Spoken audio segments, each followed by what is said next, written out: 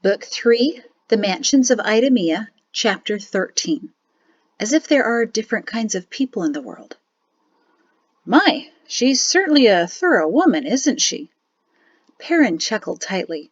Yes, Administrator Guyek. When Mari gets started on something, there's really no stopping her. Then he held his breath. If there would be any fallout from what she'd said yesterday morning, it would likely come now. The Administrator of Security sifted through the detailed pages of what had occurred in Edge, and Mari's recommendations for the future. So I see, he muttered, smiling faintly at the words. Probably fortunate for the world she can't be elected a magistrate. She'd redo the entire village. Perrin forced another chuckle. She said the same thing herself. Good thing, huh? The administrator glanced up at him with an expression that said, We'll just let yesterday slide. Perrin nodded once back. So, Guyek looked at the other 3 officers sitting at the table with Perrin, then at the Administrator of Family Life, who sat across from them, watching Perrin intently. We're here to discuss the reaction of the villages and forts to the recent crisis, and to catalog what has so far proven successful and the ways we need to improve. Perrin put his hand under the table and made a rolling motion, hoping it would subliminally encourage the Administrator of Security to get to his point.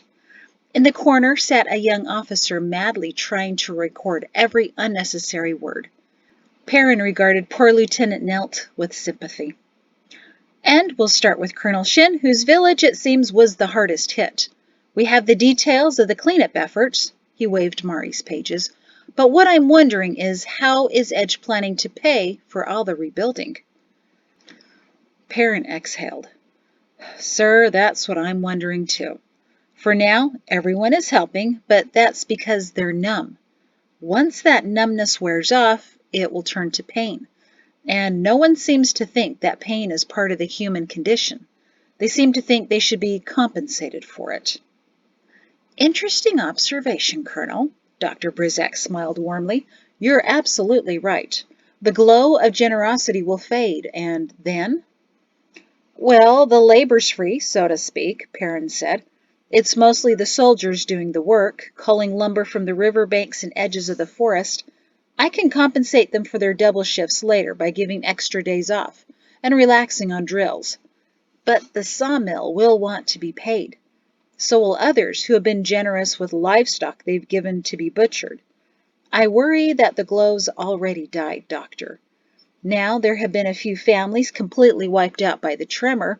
We can auction off what remains of their possessions, then use that money to help compensate, but that likely won't be enough.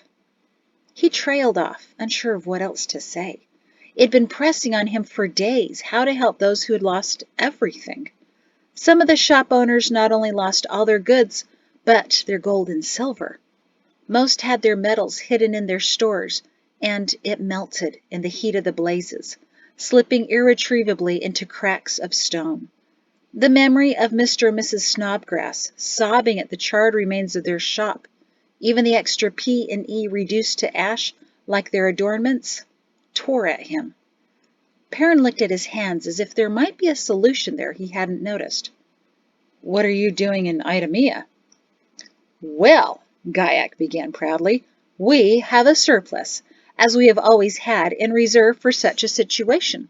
Major? The major sitting next to Perrin produced several pieces of parchment. Full listings of homes that were damaged or destroyed, along with the estimates to repair or replace them. The Administrator of Security took the pages and turned to the last one, looking at the final total. Just as we expected. You see, Colonel Shin, the administrators will pay for the repairs of all these homes. Perrin's jaw dropped. You will what? Dr. Brizak grinned. Fantastic, isn't it? That's what this administration has done for the world, Colonel Shin. We provide. Perrin shook his head in astonishment. That's really quite amazing. And what do you expect back? Guyek scoffed. Nothing, Colonel. This is why we're here, to take care of every little thing, as your wife so accurately accused us of yesterday. Could the kings ever have done something like this? Of course not. But we're here for the people. And you want nothing back.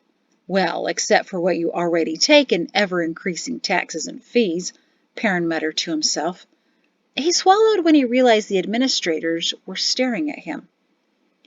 All we want, dear Colonel, Guyek said distinctly, is devotion, loyalty, allegiance. Is that too much to ask? Oh, it could be, Perrin thought bitterly, depending on what the administrators are loyal to. He realized he hadn't answered yet when the lieutenant colonel sitting on the other side of him coughed quietly. Loyalty, Perrin began, desperately searching for a response that would please them, yet allow him to remain true to himself. Loyalty is always a noble characteristic, he finished vaguely. Guyek nodded, seemingly satisfied by the answer. But Dr. Brizac watched Perrin with a faint smile. Guyek dropped the pages in front of Perrin. Take a look at what we can do for Idumea, Colonel, and perhaps we can do the same for Edge. Perrin missed the suggestion as he thumbed through the pages. He looked at the first, then at the fourth, and back to the first again. Sir, I don't understand. Here's the estimate for rebuilding a 2-bedroom home in the north near pools, and another estimate for a similarly sized home in eastern Idumea. The home in the north is budgeted for nearly twice as much as the other house. Why? Guyek looked at the major for an explanation. Zebra Estates versus Dripping Stream. Ah, Guyek nodded. Of course. Colonel, the quality of houses in Zebra Estates is markedly different than Dripping Stream. Those that live in Zebra Estates... Wait a minute, Perrin interrupted. Don't both families deserve the same quality of construction? Look at this. Most of Dripping Stream was devastated. Why is that? Poor construction, the major told him. Older homes. The place has been run down for quite some time. It's convenient so much was destroyed. Been wanting to clear that area out for a while, he sniffed. So the houses you replace will be again of inferior construction? Perrin asked, genuinely bewildered. Dr. Brizac leaned forward on the table, and Perrin felt as if he were being analyzed. They don't mind, the major promised him. They're used to simpler things. But those in Zebra Estates, they're used to better, so they need better. Everyone deserves a sturdy house, Major, Perrin declared. Brizac smiled indistinctly. Guyek scoffed. There's simply not enough funds to build everyone a mansion, Colonel. I don't live in a mansion in Edge, Administrator, Perrin said steadily. I live in a 50-year-old home with 3 odd additions to it, 2 made solely by myself. It'd probably qualify as a Dripping Stream home. I see, Guyek cut him off. Colonel, if this is about building you a better home, that's what your new colonel's bonus is for.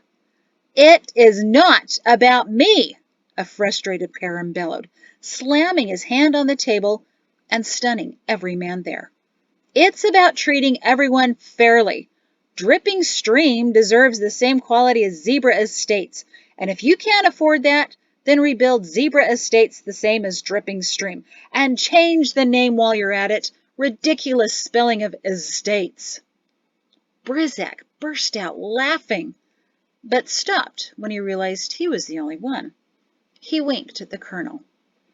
Perrin looked apprehensively back at him. Guyek exhaled.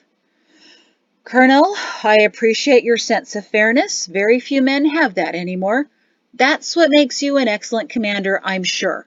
But politics is different, more delicate. Those that live in Zebra Estates are more achieved, more deserving of their station in life.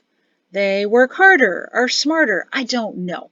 Perhaps the good doctor could explain to us the differences in achievement in one's life. Brizac smiled. Not really. Still working it out myself. I'm quite interested to hear your philosophies, Guyek. Please, continue. Perrin recognized the sarcasm and winked back at the doctor. Brizac beamed. Guyek sighed again. You see, those who nature has favored, That's all there is to it. We, as a political entity, must also recognize that nature has chosen some for success rather than others. That so much of Dripping Stream collapsed and so many residents there died merely validates the fact that nature did not choose those people. Why, that's very convenient, isn't it? Said Perrin sardonically. Yes, it is, Gaiac agreed, only vaguely aware he was missing something. I don't believe that's exactly what the colonel was saying, Brizek said with a knowing squint at Perrin. I think he's disagreeing with you, Gaiac. The administrator of security scoffed again. So what you're advocating, Colonel, is that we lower the standards on the estates to raise those at the stream? That would not bode well for the politics of the area. How so? And why should politics be a concern? Perrin demanded. Gaiac sighed as if dealing with a most annoying teenager. Brizak just continued to smile. Dripping Stream is used to their condition, Gaiac tried valiantly. They're thrilled we're stepping in to help them reconstruct. Their houses will be the envy of people like them. People like them? Perrin asked, his skin itching at the phrase. People like them. As if there are different kinds of people in the world? There are, Gaiac insisted. Ask the doctor. Brizak shrugged. Please, Gaiac, continue. This is quite fascinating. Much I'll have to consider. When Gaiac shot Brizak an angry glance, Perrin held up his hands. Sirs, I'm sorry. Really, I'm not trying to be difficult. I just don't understand. In my mind, everyone deserves a mansion, except maybe for my son. He thinks the grand hallway is for punting his new kickball. My mother was most displeased by that. The officers chuckled, and Gaiac smiled obligingly. Brizak grinned. I just worry about a society that deems one person more worthy than another. I believe in the Creator, and I believe He created us all equal. To see us deferring to some and neglecting, not neglecting, but marginalizing others in order to favor another? They pay more taxes, Colonel, Gaiac told him. They deserve more assistance. Perrin rubbed his forehead. They've already been rewarded with more by their status. Is it truly fair or right that a builder of a school makes 3 times as much as an eggman? Don't children need food as much as they need education? Or why should I, as a colonel, make more than my major? We work the same hours, at the same fort, doing each other's job most of the time. I don't deserve more than Brillin simply because I now have brass buttons on my uniform. A thought came so clearly to him that he was momentarily startled. It had never occurred to him before. My major, he started slowly, talking to the table, needs more than I do. Or rather, he has a young woman with sickly parents who need more than we do. My pay will go up a level with their promotion, but I don't need extra slips of silver. What did he say? Gaiac said to Brizak. Who in the world doesn't need more slips of silver? Why should I take the extra? Perrin continued to muse out loud, forgetting anyone else was in the room. I earn more than enough. We don't even need Mari's earnings. In a few years, our children will be on their own, yet Brillin, if he has more silver, will be able to change the lives of 3 more people. If extra silver is to be given, it should be given to him with the greater need. Brizak leaned forward, fascinated, as he watched the colonel thinking out loud. And my master sergeant. Shem makes even less, but he's the one taking the recruits out on all-night maneuvers, not me. He deserves extra pay for his extra headaches. But who gets the credit for the highest retention of soldiers in the world? Me. How's that fair? Why are we perpetrating this? I just don't get it. Gaiac turned to Dr. Brizak. Do you understand what he's talking about? Because I don't. I really don't. Brizac grinned fully. I don't either, but he's marvelous to listen to. Don't you agree? Gaiac twisted to look at Perrin, who was still lost in thought. The Creator had declared in the writings that each person was responsible for his brothers and sisters, Perrin considered. So really, whose responsibility was it to provide equity in the world? Not the government's. It was his. I was warned about you, Colonel, and I didn't believe it. But now? That brought Perrin out of his reverie. Besides, he'd already made the decision. Mari would agree completely. Perrin looked up into the perplexed face of Gaiac. I'm sorry. I just was a little... may I ask who warned you? Chairman Nico Mal, Gaiac said steadily. Brizac chuckled. Perrin tried to smile. I am sorry, sir. I thought I'd improved over the years, but I think my proximity to my old university has triggered my adolescent need to challenge anything anyone tells me. If my wife were here right now, she'd give me a well-deserved lecture. And you've met Mari. No one can lecture quite like her. Perrin kept the smile on his face, hoping it would work. Not his scary smile, his real one, or at least a close proximity to it, because nothing in him at that moment felt jovial. He was miles away in thinking from these men, and it was doing nothing good for the name of Shin. It would be his father that suffered from that, not him, and the last thing his father needed right now was more aggravation caused by his son. Gaiac couldn't remain flustered. A smile grew on his face, and Brizac chuckled louder. The two officers sitting next to Perrin smiled, as deferring officers were known to smile, not really understanding why they were, but doing so to avoid being ordered or questioned. In the corner, Lieutenant Nelt continued to scribble, and for a worrying moment Perrin wondered just how much of his ramblings the young man had recorded. I believe our Colonel Shin has a unique way of looking at the world, Dr. Brizac decided, and it would do well for the world to perhaps hear a bit more of those views. Tell me, Colonel, why is it that you've stayed all these years in the North? Perrin shrugged. I guess I've just grown accustomed to the mountains. They tend to grow on you, you know? So much land and such an odd formation. I could stare at them for hours, just pondering things. Gaiac slowly shook his head. Truly, Colonel, you're the most peculiar man I've ever met. No one in the world likes the mountains. They're an aberration of nature, a deformity it has yet to rid itself of. And yet you seem to enjoy them. Brizac's hands were clasped, his fingers steepled in front of him, eagerly awaiting Perrin's response. I suppose I do. One man's deformity is another man's delight. Odd, was all Gaiac could say.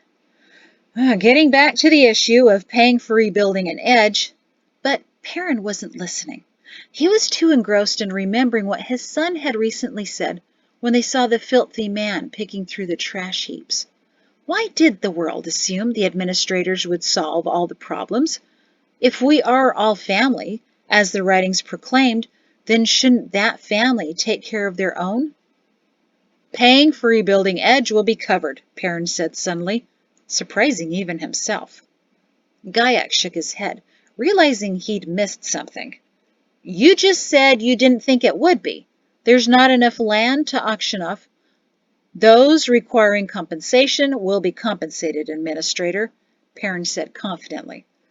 Idumea need not raid its coffers for the citizens of Edge. It's not raiding coffers, Brizac assured him. We want to do this for our citizens, for the families of the world. We want to demonstrate that we're here to take care of them. To ensure loyalty, Perrin queried, because, Doctor, giving a little to those in need engenders a sense of gratitude and loyalty. Giving too much, however, creates a sense of entitlement.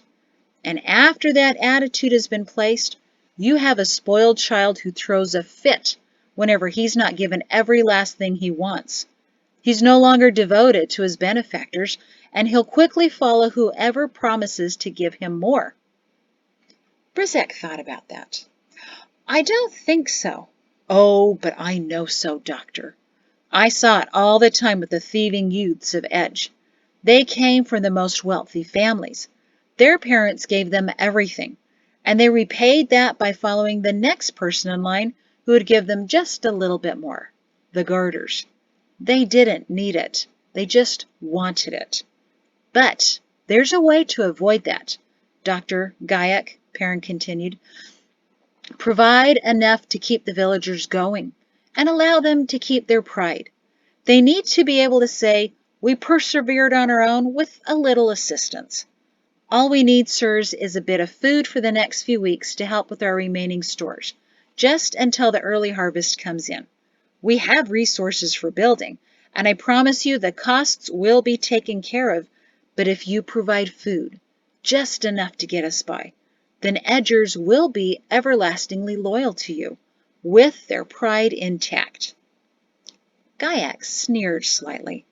Where do you expect to get this food? The garrison reserves, Perrin said easily. I know there's enough. My mother's dinner isn't using all of it. He smiled at the men. They didn't return it. He cleared his throat. All we would need would be about 10 wagon loads. The extra long wagons the garrison uses for supply shipments, full of grain. We can survive on bread for a few weeks until the first peas and lettuces are ready, and new livestock is born. It would be only a small fraction of the reserves. No one would miss it. And if you're concerned that they would, Edge will pay you back. At the end of the season, we'll send back the same amount of grain that we took. The best way to secure loyalty is to feel a sense of duty to your benefactors. We could never repay the gold you're offering. Edge does quite a bit in bartering. But give us the grain, let us replace it again, and I promise you that Edge will be forever loyal. He knew it'd work. His chest burned with the energy of the idea, so much so that it took all of his strength not to leap out of his seat in excitement. This wasn't his idea. It was the Creator's. He was sure of it. No, Brizek said simply. I don't think it will work. Perrin's face screwed into a picture of dismay. I mean, Colonel, I personally think it stands a chance of success, Brizek explained. But I doubt those who need to release the stores will agree. Not only do you need my authorization and Guyek's, but you also need the administrators of taxation, commerce, and farming to agree. And your father, of course, since he's the holder of the key to it. Now, I'm sure Administrator of Security will give his approval. Guyek still stood with his furrowed brows, running the proposal over in his mind. But you won't easily get taxation. No one easily gets taxation, Brizek chuckled mirthlessly. However, the funds for rebuilding Edge lie in a separate coffer, one that I alone control, one that I will willingly give you. Perrin's chest tightened. Doctor, I appreciate the offer, but it won't work. You can't buy the loyalty of the village. Buy? Brizek blinked in surprise. You see this as a bribe? Perrin shrugged. What else is it? Charity. No, Perrin shook his head. Charity is something else. It comes from a deep sense of love and asks for nothing back. Charity's greater than love, even. Love is a feeling, but charity demands sacrifice, acting on that feeling. Forgive me, but I don't think you truly love Edge because you don't know them well enough. What you're offering is a bribe to retain their loyalty. But like an ill-tempered dog, this will come back to bite you. It takes away their dignity. And one of the few things Edgers have a great deal of, in their own odd ways, is dignity. Let them keep that. Feed them, let them repay you, and see if I'm not right. Guyek scoffed and turned to the doctor. Are you just going to let him? Brizek held up a hand to silence him.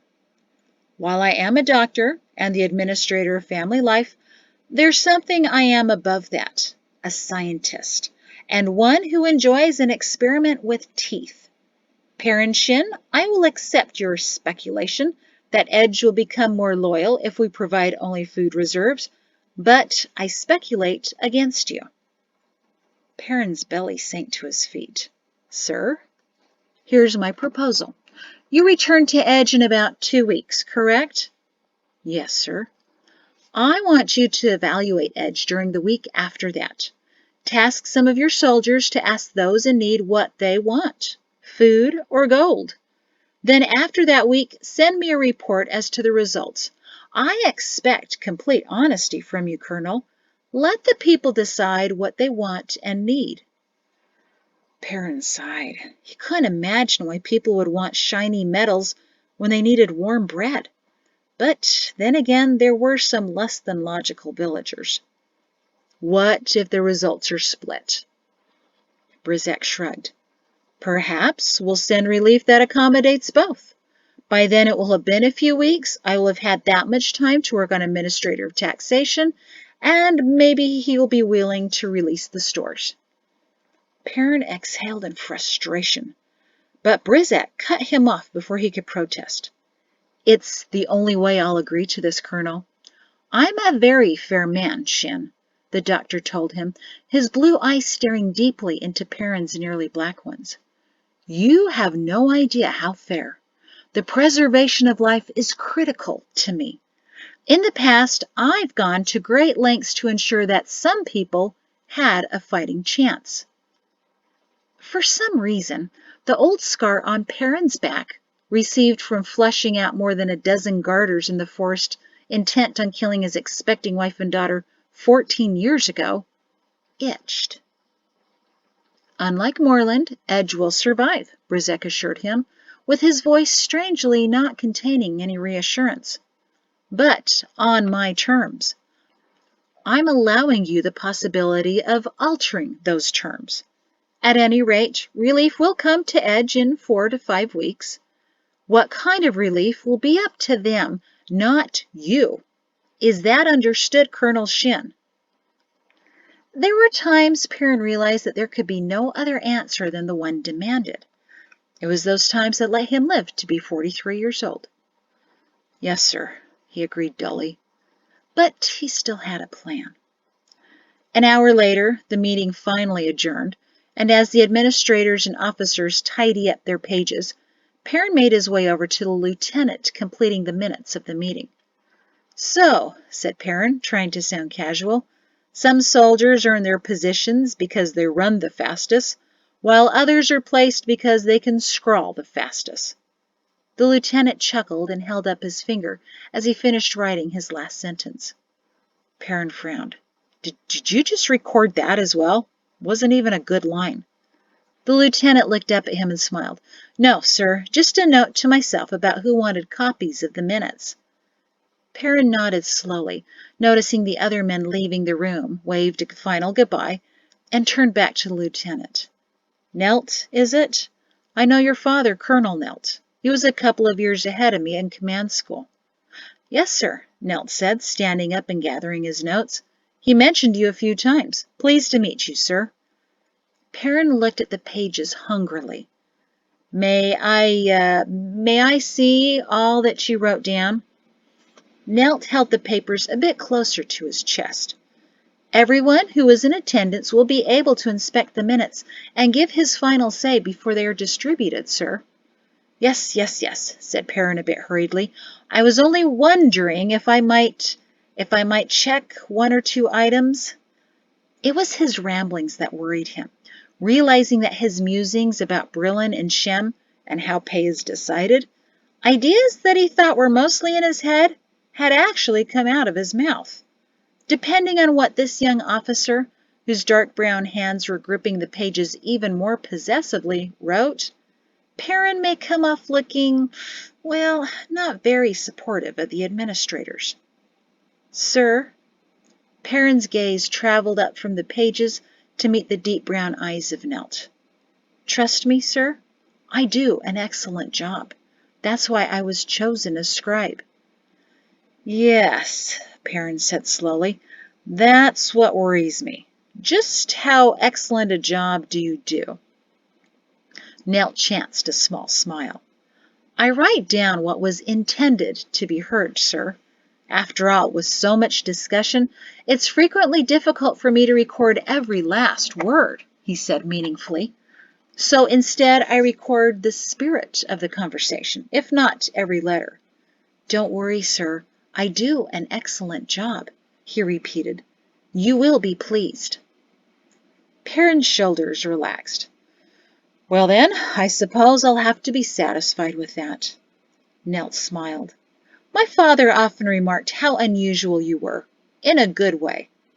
That made Perrin chuckle. You're coming to the dinner, aren't you? Nelt grinned. Yes, sir. Wouldn't miss it for the world. Last year my wife wasn't feeling too ill, so we had to miss it. Perrin's eyebrows rose. You're married.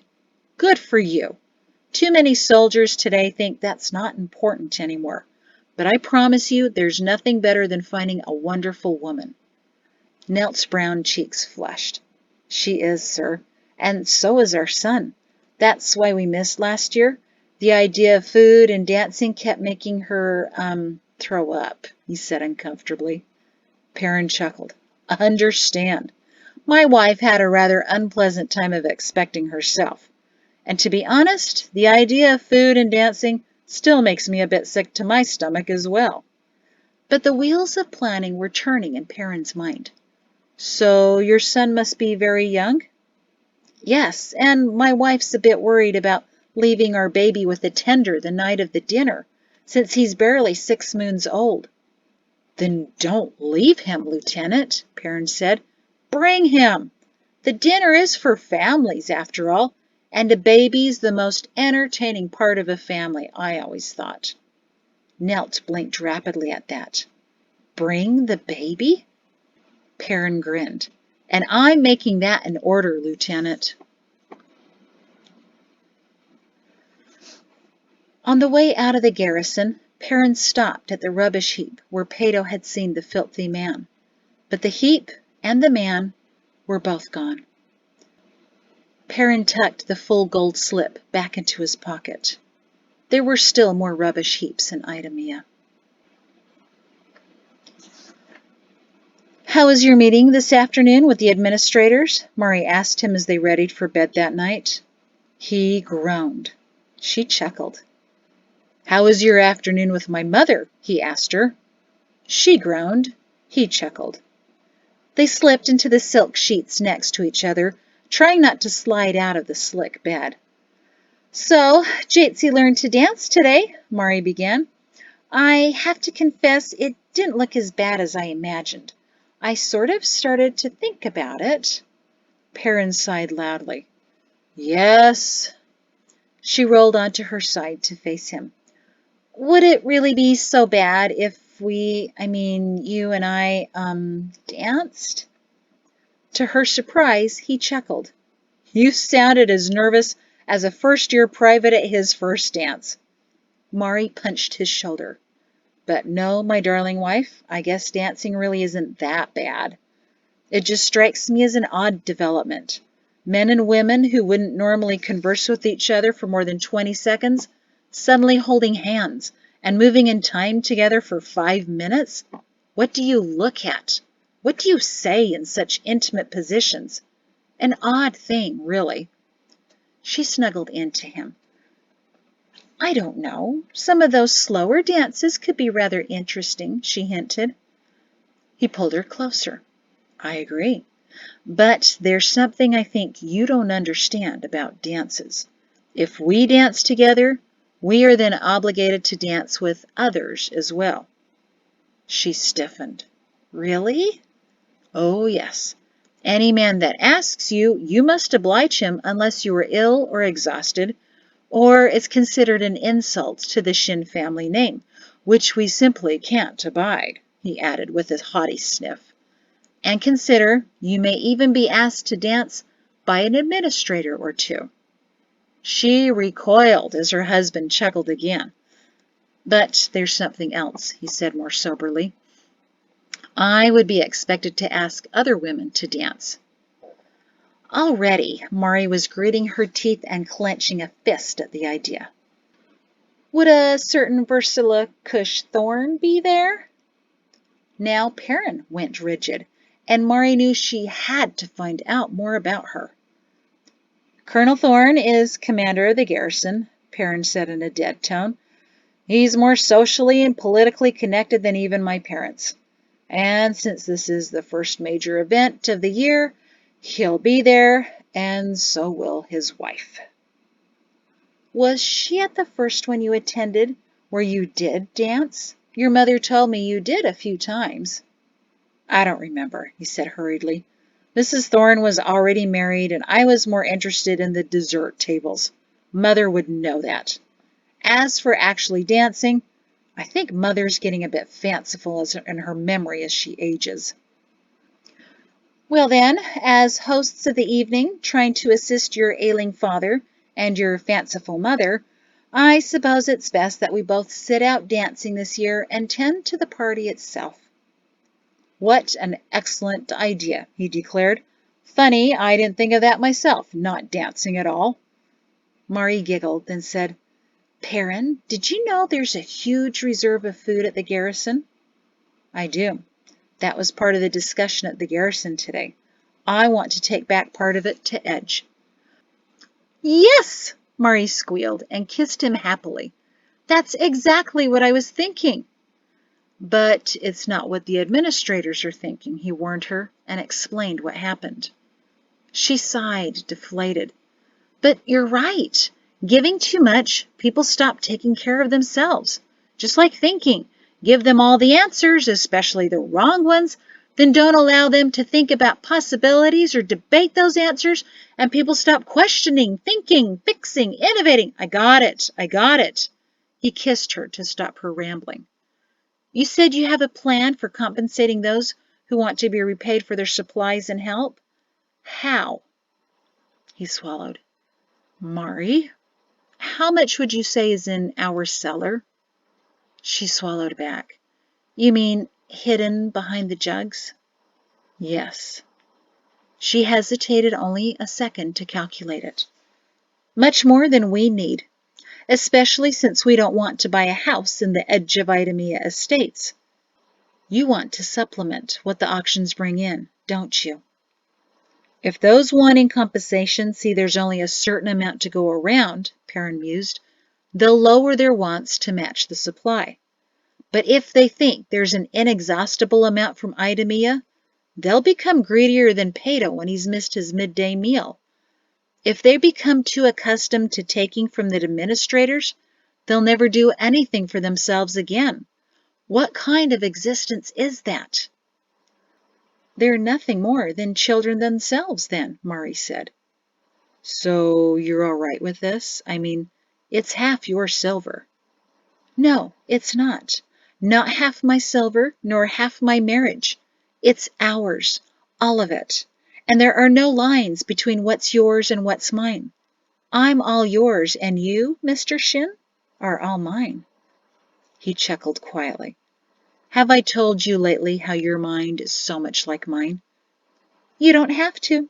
I already thought it. I know what you're thinking right now, Mrs. Shin.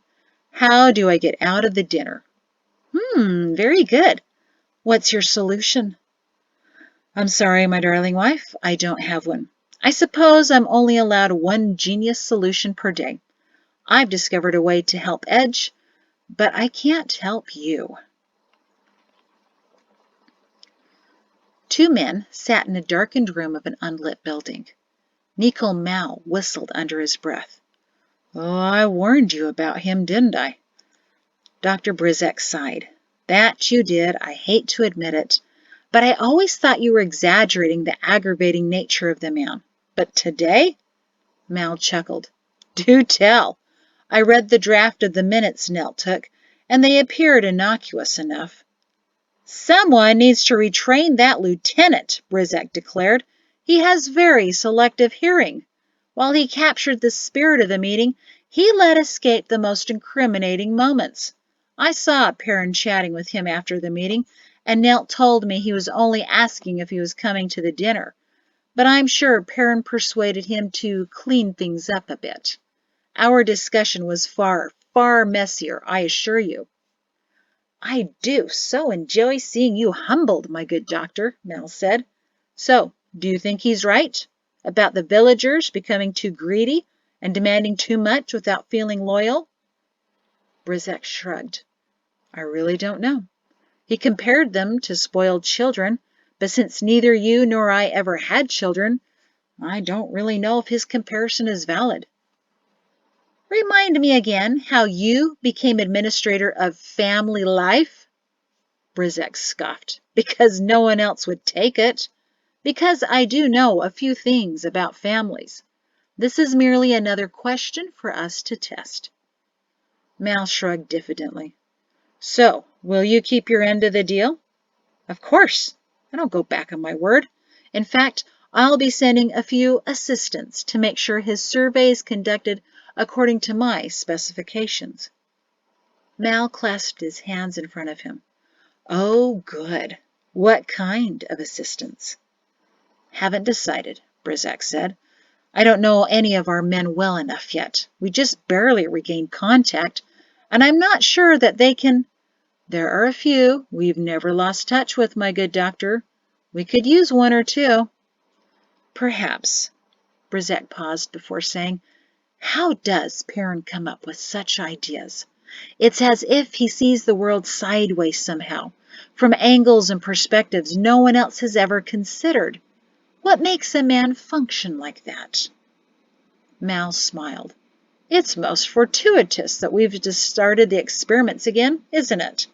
The trials and analysis of Perrin are about to begin. Yes, it is, Brizek nodded, and his wife. Now, are we studying them to see how to encourage this kind of thinking, or how to destroy it? Brizek swallowed, knowing the correct answer, but unwilling to state it. There's something that he said, he mentioned, dreading to utter it, about the Creator. Mal chuckled coldly. Yes, I think Ralph is a bit of a secret writings wretch himself. It's rare to find any of them left among the so-called intelligent, but I suppose there's one or two. It's what Perrin said, Brizek said more firmly. He distinctly believes the Creator made all people equal.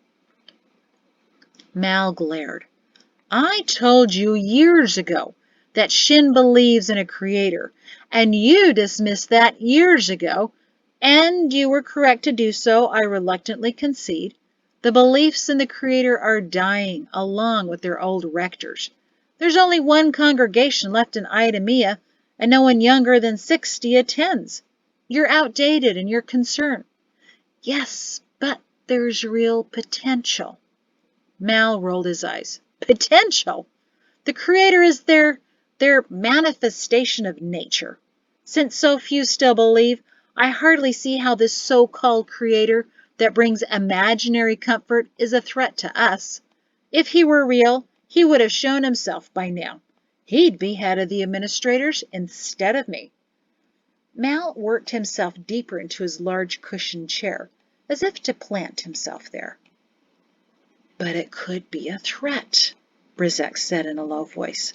The belief in a Creator. Remember what Shin said about loyalty. Mal squinted, a splinter of his mocking demeanor falling away to see his companion so concerned. Something about feeling loyalty to those who give you something? The best way to secure loyalty is to feel a sense of duty to your benefactors, Brizek recited. I memorized the words because they struck me so oddly. And now I know why. His loyalty isn't necessarily to us, Nico. His sense of duty is to his Creator. Mal scoffed, but only half-heartedly. So what? If he believes in his imaginary friend, Nico, I've talked to boys who burned down barns because their imaginary friends told them to, the doctor said levelly. I've treated girls with knife slashes on their arms because their imaginary friends told them they were worthless. Those are examples of children. proving that I do know something about family life. Thoughts that began in childhood frequently continue into adulthood. Don't underestimate the power of what the mind believes. What if Perrin believes his creator wants him to do something contrary to what we decree? If his sense of duty lies elsewhere? Mal scoffed again, out of habit. Oh, really, Doctor, what could he possibly dare to do? He chuckled in a manner that struck Dr. Brizzek as unnatural and uncharacteristically worried. Right now, I fear nothing might be beyond the daring of Perrin Shin. And that's the end of the chapter. Thank you.